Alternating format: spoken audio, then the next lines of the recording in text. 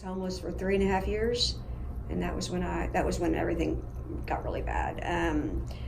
I was prostituted, by guys I would stay with, and living in motels and doing as much dope as I possibly could to obliterate thinking or feeling.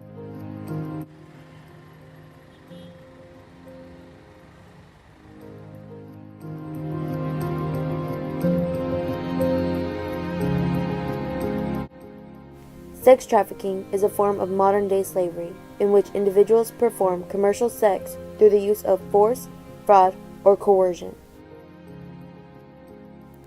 What is a common misconception about sex trafficking? Trafficking is not just something that happens in other countries or in different places, that it happens right here in our community. When people think of trafficking, they often think of like the movie Taken, where someone's just gonna jump out of somewhere and kidnap you. And that happens in some of the instances, but in a vast majority of instances, this person poses as someone who loves you, who cares about you. So you don't see yourself as being trafficked. One of the things that makes sex trafficking so hard to identify and accept as an issue is because a lot of times there are no physical signs. What are the invisible chains that keep women and girls enslaved in trafficking? And we know that those are things like poverty and growing up in abusive homes, the threat of a trafficker, the judgment that she faces. What are people going to think?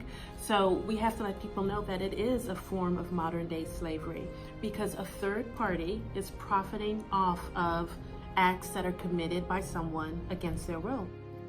The Dallas Women's Foundation reports that more girls are commercially sexually exploited in 1 month in Texas than there are teen girls who die by suicide, homicide, and accidents combined in 1 year. The sexualizations of young girls in the media has created a gateway to girls being more prone to sex trafficking in Dallas. The sexualization of culture has fueled the world's human trafficking problem. We found a lot of hypersexuality of the female characters in even television and movies aimed at little kids. Girls as young as 6 years old have started to self-sexualize. In other words, they have started seeing themselves through the male gaze and realizing that they need to be sexy in order to be appreciated. Proper laws have not been established. Even when searching for current legislation, there is no evident trace that the status quo does not provide adequate means for child actors to play a part without objectifying them with revealing clothes and stripping them of their innocence. Reforming child actor laws and regulations in place to benefit the general public will diminish the objectification and sexualization of girls in the media by changing how we view the female character. Initiatives like the For Every Girl campaign call on entertainment and media industry leaders to create an environment where young girls feel valued and are defined by healthy media images of themselves. U.S. adults will spend an average of 3 hours and 35 minutes per day on mobile devices, whereas teens spend an average of 9 hours a day online, compared to about 6 hours for those aged 8 to 12. The internet has allowed the sex trafficking industry to grow immensely, and it has only become more efficient. It's as simple as the click of a button. Sex traffickers have used this to their advantage and have seen it as an opportunity to gain a woman's trust. This has made it more important than ever to teach women and young girls about how to be safe on the internet and how to recognize the red flags. The city of Dallas, as of 5 years ago, has really intensified their dark web, internet, in the aspects of actually hunting some of these people down. Because now, because of the web, they're able to actually purchase and order what they want. A new ad campaign is targeting Craigslist for turning a blind eye to postings on its site for prostitutes. A typical ad will say, "Sexy teen girl, if you want to have some fun, I appreciate 150 red roses per hour." Research done by the University of Indiana indicates that communication platforms can be used for grooming, coercion, and other forms of deceit. Online content may be used for blackmail. Victims can be threatened with online exposure if they do not comply.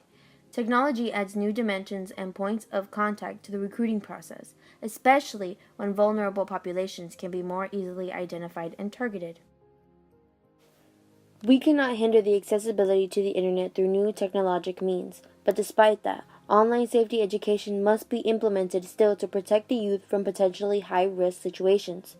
The Federal Communications Commission stated that the Children's Internet Protection Act, which was created and effectuated in the 2000s into some schools and libraries, filtered content that is obscene for children.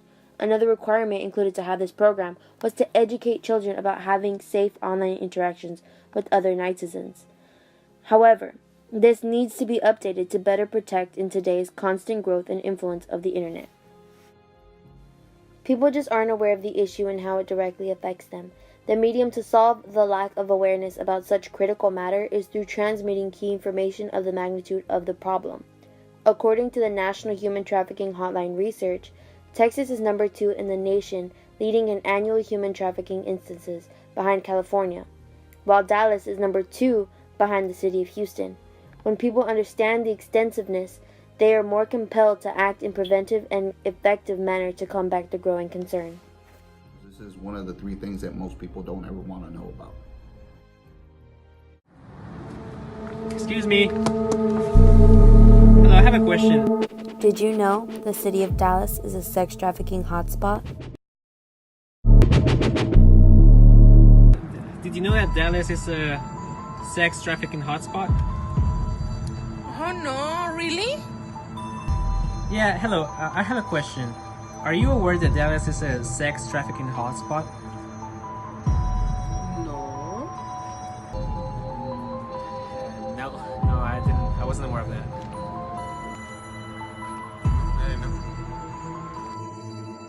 Sex trafficking doesn't happen in Dallas. That's only in third world countries. That can never happen to me. I'm safe on social media. I'm careful when I'm out and I don't talk to strangers. Ignorance is bliss attitude. I come from a really good family. My mom and dad are still married, and we sat down as a family every night for dinner, and my mom stayed home and worked, and my dad made a lot of money, and I was a cheerleader, and I mean, it wasn't like there was this abusive or neglected. I wasn't raised in foster care, nothing like that. If I got in trouble, I would sneak out, and I just got caught up in a bad crowd, if you will. So I started drinking and drugging at a really young age. I was like 12 or 13, and that is what changed the direction that I went. What is the best way to combat sex trafficking? We need to educate people about what it is. That's huge. People don't understand what the issue is, or we assume that it's only one thing. We have to do as much as we can to make people aware. It boils down to education, I believe. Teaching people early that each person has a value. Awareness, I think, is so incredibly important.